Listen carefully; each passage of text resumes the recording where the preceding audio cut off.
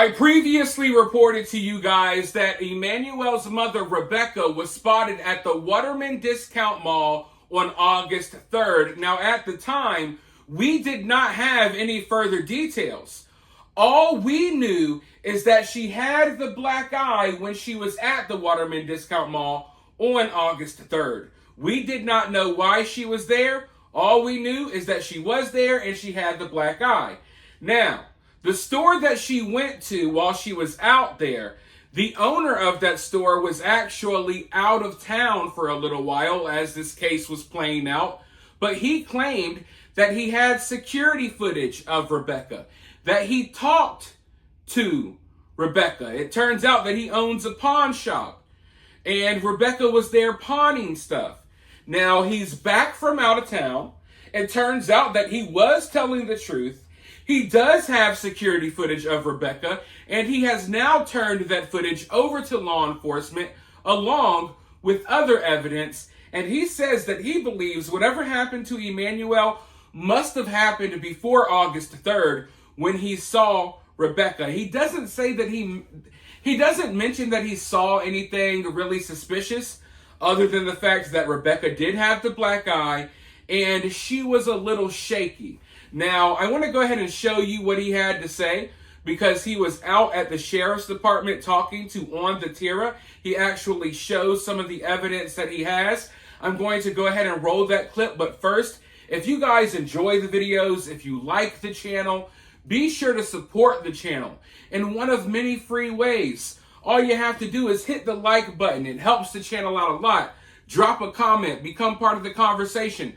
Share the video on social media so other people can see. Also, subscribe if you haven't already. And if you really like the videos and you support my work, you could always donate via Cash App or Super Thanks because this platform doesn't really support me. So I always count on whatever love you guys show. So I really appreciate that. Now, with that being said, let's go ahead and roll this clip.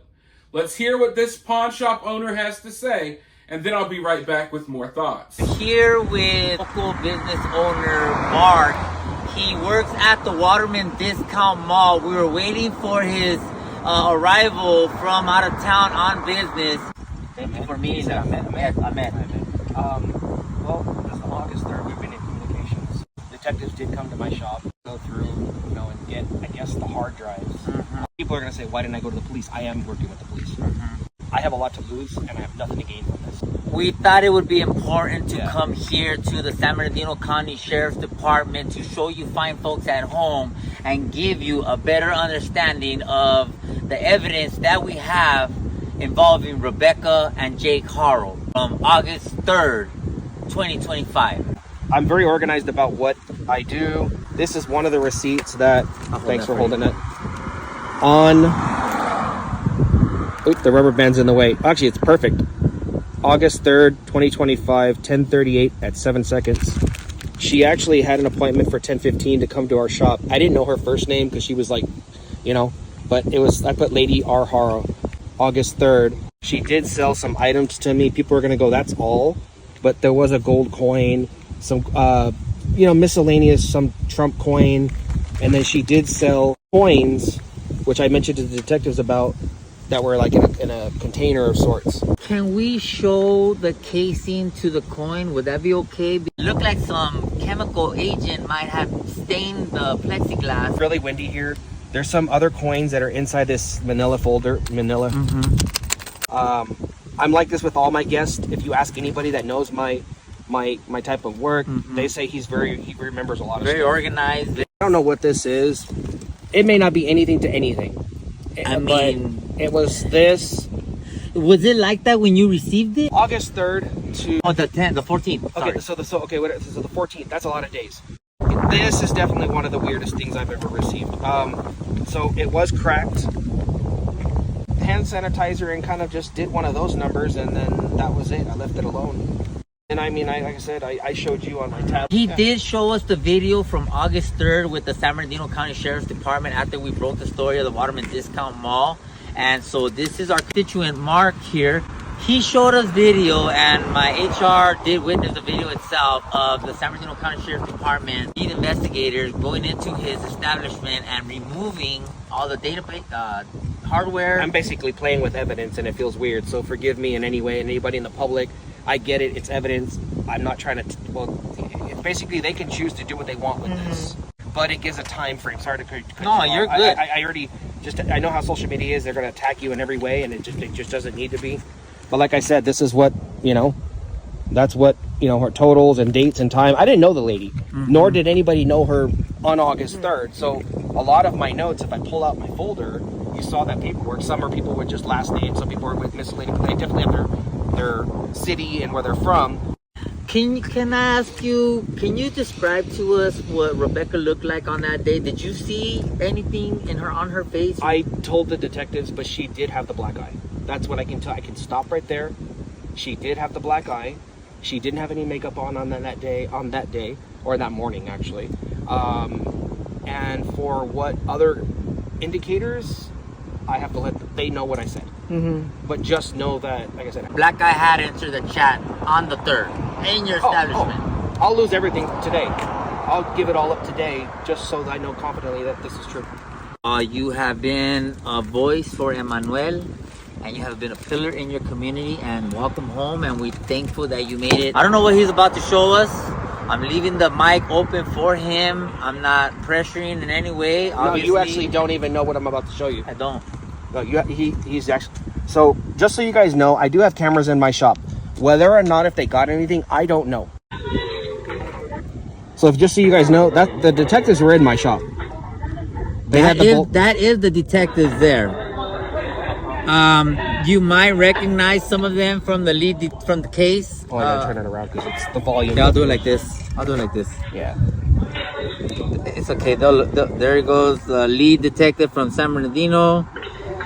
You can see them there breaking the locks, prying open the hard drives. You can see detectives throughout.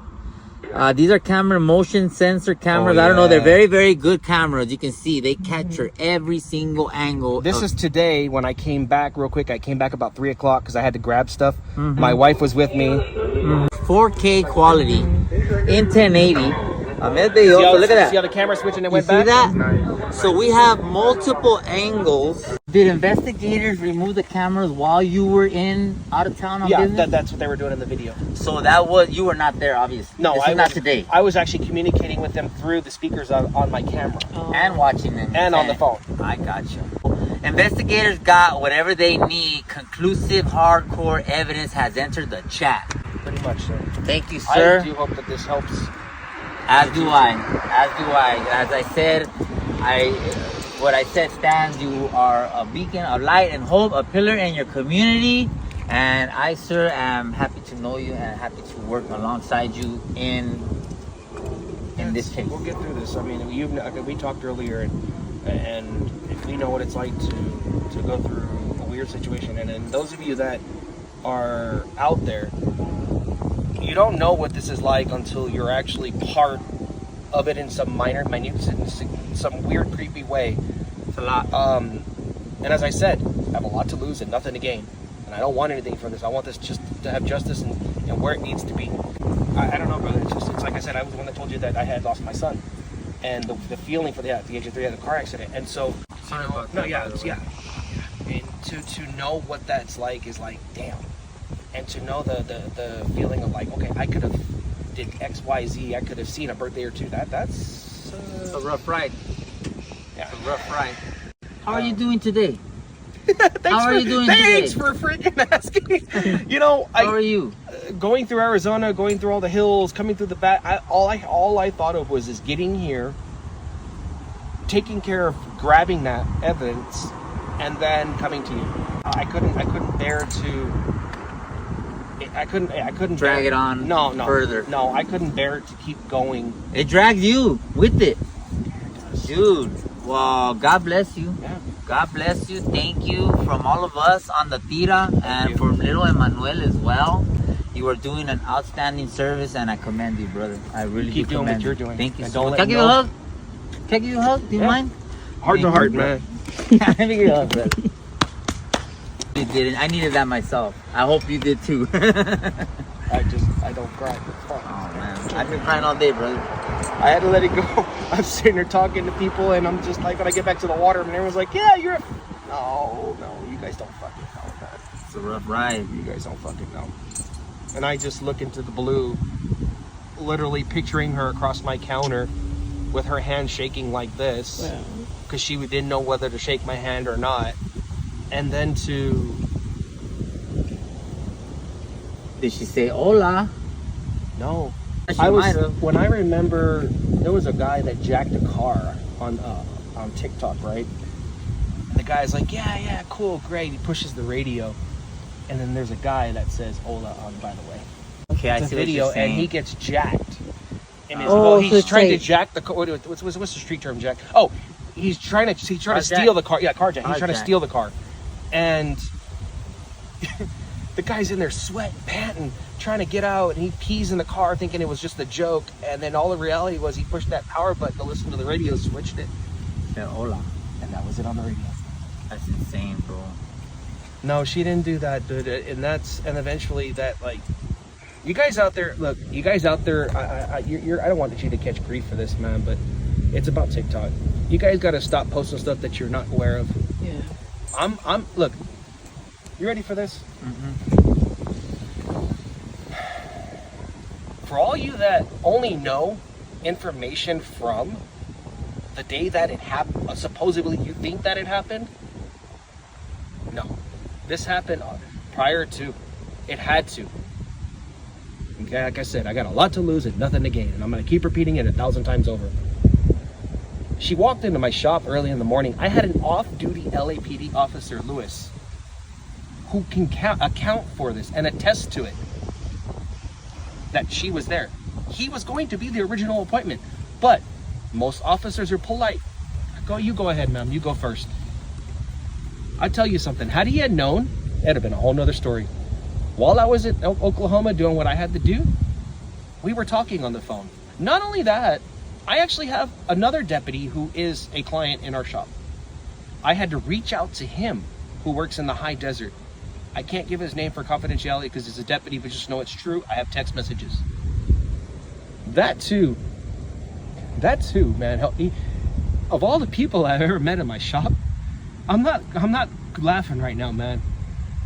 All the people that I met in my shop, I owe it to him. I owe it to him. And I just met him about 3 weeks before because he was coming back on a boat trip. He calls me on a Sunday, hey brother, I need to come down. I want to sell some coins. I was like, you're coming on a boat? Literally, this guy was calling me on a boat trip. Like, yeah, I'm coming down. I'm coming to your shop. You know, August 3rd. we meet people for reasons, man. Yeah. You guys got to understand that. Stop playing with people. And now get back to what I was saying. For all you people that are out there just to get likes and wear cowboy hats and pink tutus and ahas above your head, that's got to stop. Yeah. Because all you're doing, you're not donating anything to XYZ for this. You're just reporting stuff that you know from other people. Mm-hmm. And I'm telling you this, not this man here. I'm telling you, attack me all you want. Like I said, I don't care. But what I do care about is the truth. And Amen. Today, because August 3rd at 10:15 in the morning, well, 10:14 because that's when she was there. But around that time, to 10:38, 6 times that you guys seen in the files, yeah, at least I can say she was there. What good does that do for anything? The detectives will find out, and the courts will use that as evidence. So we know it to be true. Yeah, brother. We know it to be true. And so we'll leave. Anything else you want to say before we go? They just need to stop reporting what they don't Yeah. know. They're not here in San Bernardino. Mm-hmm. Ooh, I heard somebody in the background far away say that's right. They're not here in San Bernardino, right? They're not. And I don't want you to come down because I don't want you to get in trouble in any way. But that's me saying it, man. So, Thank you, brother. To the family that is part of that family, my heart goes out to you for losing a child. Okay, I do want to say that to the family that I loved him. Yeah, you guys are the ones that donate. There's the community. I don't know, but that's where I'm thinking as a dad right there. As a prior dad. You're thinking as a good man. You're thinking as a fellow, loving, caring, a human being. And so you're thinking of your son. This is You not a know? popularity contest by no means. No, it's not. Well, I'm not from San Bernardino, so I guess I should stop covering the story. And you guys are not from San Bernardino, so maybe you guys should stop watching coverage of this story. But in all seriousness, I'm not mad at him for those comments. I understand his frustration.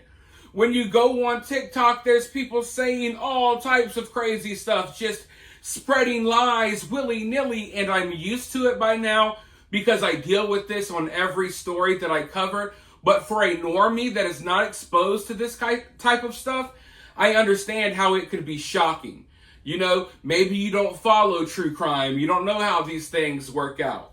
And you're like thrown into the middle of a case, and you're looking around and everyone's spreading a bunch of nonsense. But I can tell you right now, the last thing anyone should want, if you want justice for Emanuel, the last thing anyone should want is for that story to remain a small local story. No, you need people talking about it. Because Jake has already hurt multiple kids in the past. Those stories did not get attention. Therefore, Jake got a slap on the wrist. If the last time Jake hurt a kid, if that story got as much attention as this story, Jake wouldn't be out here walking a free man. Jake would have never have had the opportunity to hurt Emanuel. So the only way that true justice is going to be served here, unfortunately, because we're dealing with California, where they give people slaps on the wrist for hurting kids, where they catch and release violent criminals on a daily basis, the only way you're going to get true justice is because of public pressure. I guarantee you that if this was a small, local, contained story that the world and the rest of the United States and stuff weren't talking about, Jake and Rebecca probably wouldn't even be in jail yet. I wouldn't be surprised if law enforcement dragged their feet in the investigation. And I don't say that to be too critical of law enforcement, but it's California. And if you think that I'm wrong, just look at Jake's past. There's no reason that Jake should be a free man after what he did to his daughter, but he is.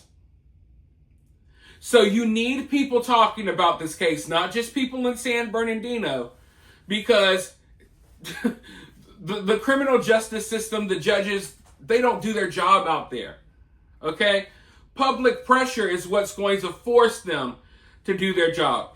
If it wasn't for this story going national, I guarantee you whatever punishment Jake and Rebecca get, or whatever punishment Jake and Rebecca would have gotten, it would have been less severe than the punishment that they're going to get now that these judges, these woke idiots out there running California know that the world is watching. We're all paying attention, and we all know that you failed, Emanuel, because Jake shouldn't be a free man in the first place. So I understand, wanting, hey, if you're not from around here, maybe you shouldn't be talking about this. You don't know what's going on. I get feeling that way.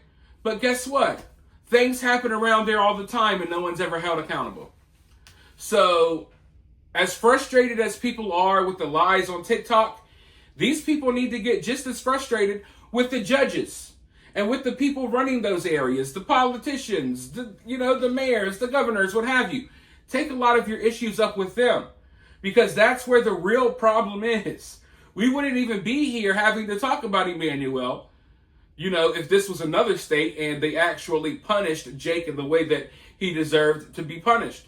So, yeah, I understand the frustration, but we need eyes on this case. We need people talking. We need people demanding justice, and history proves that. Jake's history proves that. But as far as Rebecca goes, taking coins into a pawn shop to pawn some coins after she most likely already took part or had some role in the death of Emanuel, it makes everything just even more disgusting for me.